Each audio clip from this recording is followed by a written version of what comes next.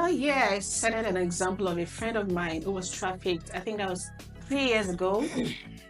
Our boyfriend, okay, our boyfriend was like, "Oh, I have an agent. He's gonna process your traveling for you and all that. It's gonna be easy." I think it spends like either 700,000 or more.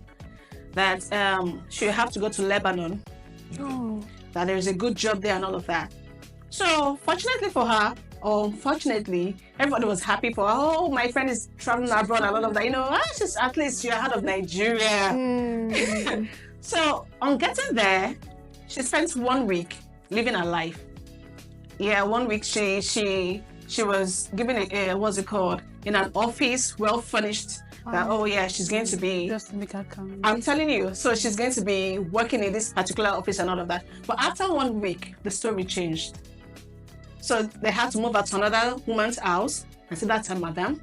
So she started working there as an house help. Just like that. Yes. So as time goes by, she slept in the doghouse. She was given, these Indomie tables, these 200 naira noodles. Yeah. That's what they eat daily. Each day. Imagine eating just 200 naira noodles every day. One. No egg, nothing, no protein, nothing. And she has to sleep in the doghouse. And most times they give them these pills that they use. I actually don't know what the pills is for. Maybe it's for them not to, I don't know, maybe get pregnant or something. I don't know. He said they have to take the pills for like 1 year and all of that. He said the cleaning is not ordinary cleaning. You mop the walls, clean the walls. Like there's a ladder in the house that you have to clean the ceiling and all of that. I was like, what kind of work is that? Just because want to travel out of the country. And she didn't prepare herself for all this. Yeah, she was So it's like ignorant of what she was going to. Of course, I'm telling you. And she fainted like, I think 3 or 4 times at the hospital. It was a good Samaritan that helped her from the hospital. Then she escaped back. Now, these are some of the stories we keep getting on a daily basis. We've seen cases of young women who say, who are being tricked. I gave you an example earlier. Yeah, right. There was this lady I know who was, her own case is even as bad as in the fact that she's ill. Okay. She had HIV/AIDS and all of that. Before leaving? Yes, and so she was promised a job. When you see her, she looks very great, very okay. So they said, "We're going to give you a job," and then moved her to one of the African countries. Now, on getting there, she found out that there were other ladies with her. So they were, dragged into this commercial sex network, trafficking of young girls into prostitution across the African continent rather.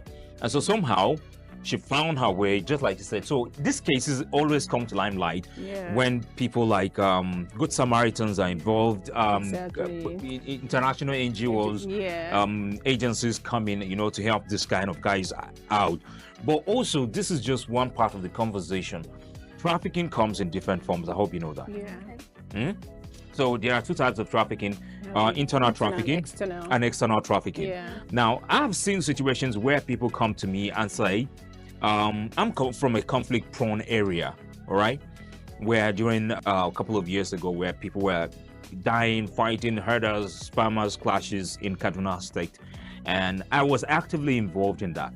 But in this conversation, in the midst of that, people come to me and say, can we take up, can you find us a young lady who would come and serve as a house help to us? And if she's serving as a house help to us, we can be able to send her to school and then maybe remedial, and all of that. Yeah. But in reality, people are just looking for someone to use. Yeah.